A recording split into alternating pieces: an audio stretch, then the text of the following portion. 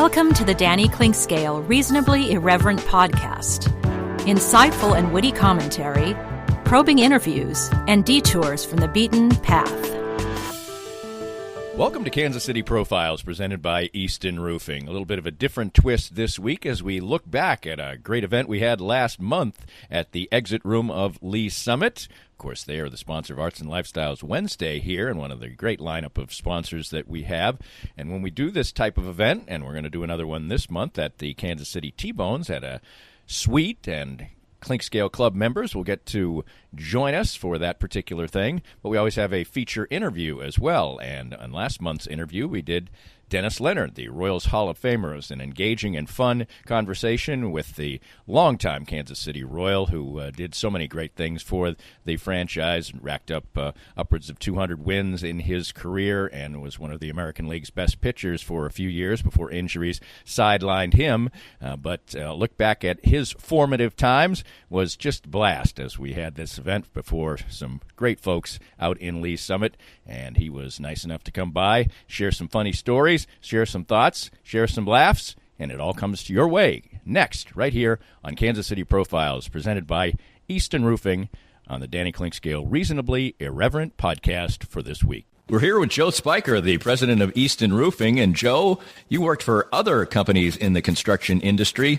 What inspired you to start your own company in Easton Roofing? Well, you know, Danny, when you are working for somebody else, you oftentimes don't get to see the project through from beginning to end, and you don't get the final control over the customer experience. And I wanted to build a place where people can come and get work done on their house and not have to worry about being treated the wrong way and get a good customer service experience start to finish. The company slogan is "Where Integrity Matters." Why is that so particularly important to you? Well, for us, what that means is treating each other with respect at work, treating our clients with respect, and making the right choice, especially when no one's looking. So when you're presented all the time as a contractor with choices that have to be made, are you going to make more money on this if you cut a corner? And we just wanted to make a place and a slogan that said to our people and to whoever is our customer, we're not going to do that. We're going to make the right choice, regardless of profit. Easton Roofing, where integrity matters.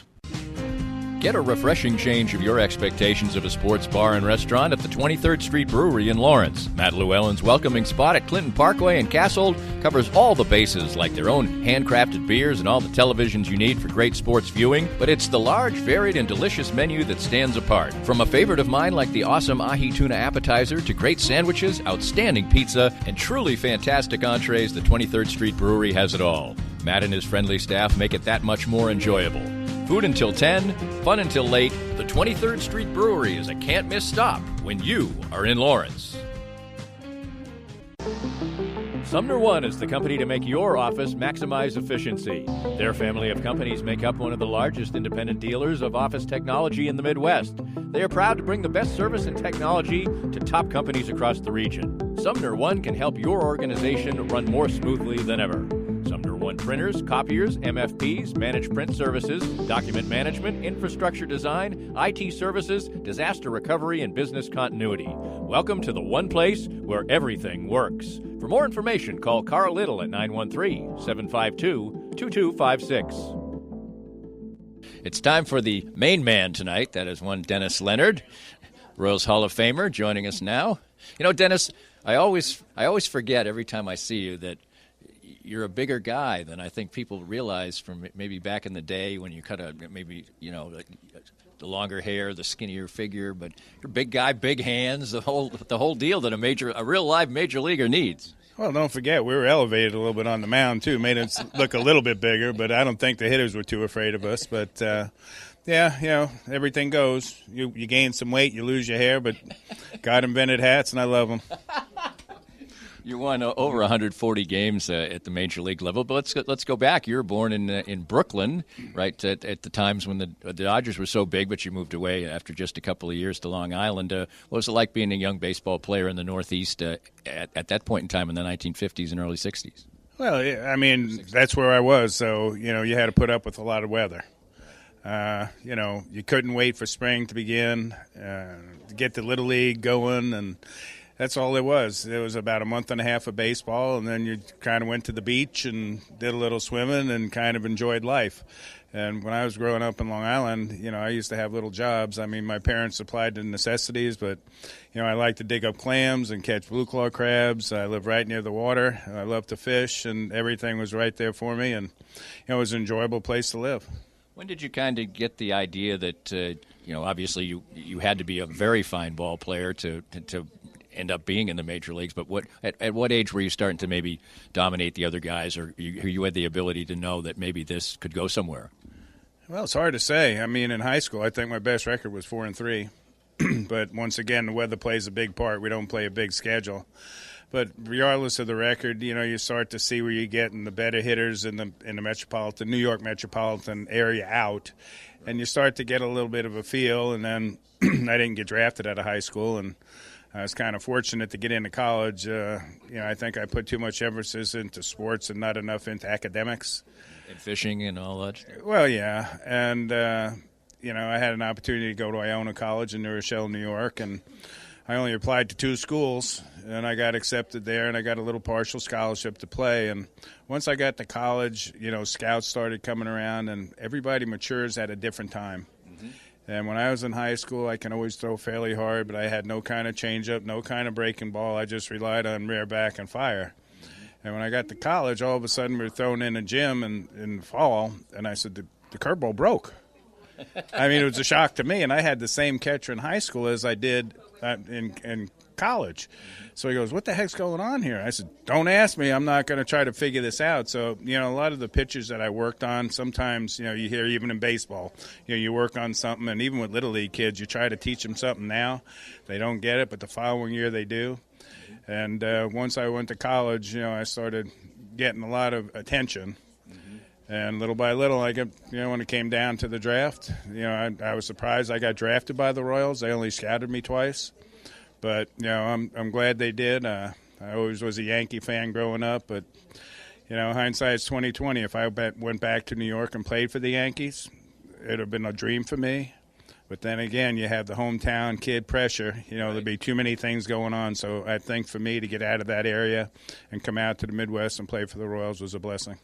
I always like to hear the stories about, when you were drafted and the kind of big, fat bonus money that that you got. Now, what was that story about? Well, if anybody didn't hear this, I didn't get no big, fat bonus, believe me. Matter of fact, my high school baseball coach, his name was Andy Skirbo. He played in the minor leagues briefly with the Cardinals. But as he put it, there was Dale Maxwell, and I'm coaching high school. But there was a scout from the Milwaukee Brewers that actually wanted to meet with me before the draft in front of, my high school baseball coach because he knew him, and wanted to find out if I would sign in the 3rd round if I was still available. And when you go through this draft process, I was not thinking 1st round, 2nd round. I just wanted to be drafted. Right. And I said, the 3rd round, I said, that sounds pretty good. He says, would you accept $15,000? And yeah. So, lo and behold, I'm sitting, at home, and all of a sudden find out I was drafted in the 2nd round by the Royals. So I'm like, wow, $15,000 in the 3rd round. They got to be offering me 30 or 40. Well, everybody remembers John Schuholtz around there. He was in the minor leagues at the time, and, he came out to my house, and, we sat down to talk, and congratulations for being a Royal and, getting drafted. And I said, okay, so we got to talk about money. I said, you know what I'm thinking in my mind? I'm getting a raise from $15,000. Yeah, sure. So all of a sudden he says, well, we're wanting to offer you $10,000. And I actually looked at John, and I said, why did you draft me? And he said, why, don't you want to be a Royal? I said, no, if I would have signed with the Brewers in the 3rd round, I was going to get $15,000. But, we wound up, I did get a little bit more. I got $16,000. And, so you drove a bargain. You drove a bargain. Yeah, I was a great agent for myself. But, at that time, what they do, they try to include your last year of college. They said if you make AA, you get X amount of money. AAA in the big leagues, you get these little bonuses. And they all added up, and I signed for $48,000. I said, no. I said, I wasn't brought up with that. What's in my hand is what I signed for at $16,000. I said, what happens if I don't make those bonuses? Right. He said, don't you have the confidence to do it? You can turn words around any way you want. Sure. But lo and behold, I think I got even with old John. You ended up making a little bit of their money. So you made it to the major leagues pretty darn quickly. I mean, you were in college till 20 or 21, and you pitched in the major leagues at age 23. So that's pretty fast skyrocket. Well, when you think back, I signed in 1972, and the Royals were only in existence for 3 years. Obviously, Cedric Tallis, who was a GM at that time, made some good trades. You got the Amos Otises, the Giant Mayberries, the Pateks, the Rojas's. So he had a stable of veteran players, that were very capable. And then when the Royals built up their minor league system, some of those older players were leaving, and the Royals were very fortunate back then that their minor league system started producing pretty quick. And if I was with a team, say the Dodgers or the Baltimore Orioles, I might have not been up there by then. But, in my mind, I'm thinking this is a brand new organization. I said there's a chance to move along pretty quickly if you do well. And, my minor league teams, I had some pretty good success. I had played along some pretty good players down there and everything. And I had somebody in my corner, a guy named Steve Boros. Right. There you go. And you really pretty much hit the ground running in the major leagues, too. I mean, you had good success right off the bat and pretty much was a good pitcher all the way until injury started to derail you a little bit. Well, you got to think back. I got called up in 1974 in September. I was 0-4 with a 6-point-something ERA. So I didn't get off to a running start. That was kind of a crawling start, in my opinion. But the first full season once there, you were pretty good.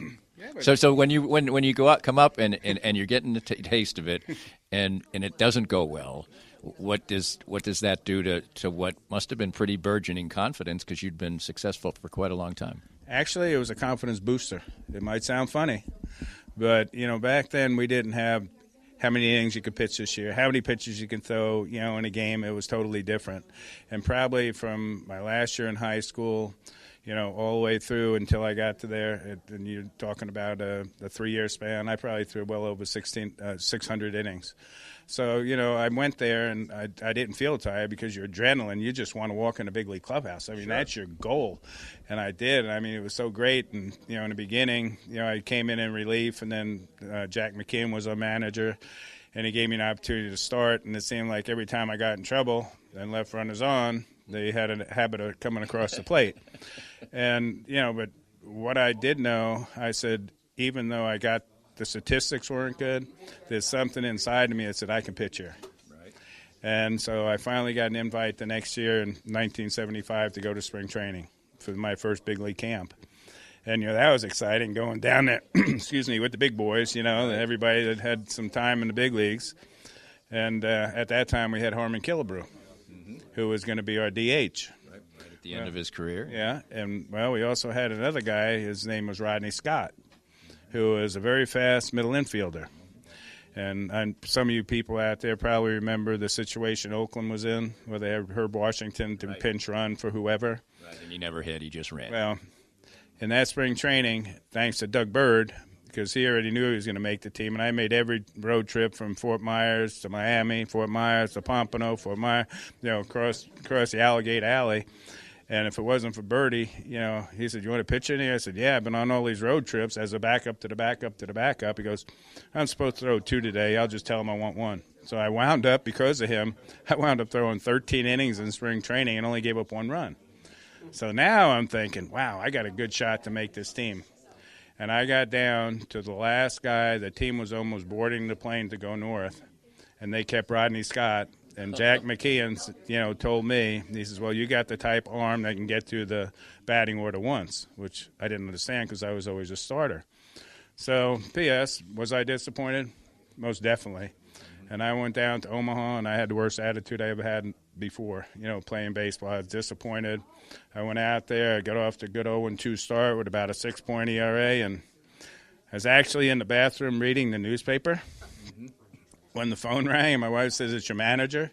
And I go, "Oh, God, he's going to read me the riot act. You better get your act together so maybe you can get to the big leagues." And he says, "You're getting called up to Kansas City." And I think I fell off the toilet. But, when I got up there, everything just seemed to work out. They put me right away into the starting rotation. I think, I got called up in early May, the end of April, and I wound up winning 15 games that first year. More of Danny's Reasonably Irreverent podcast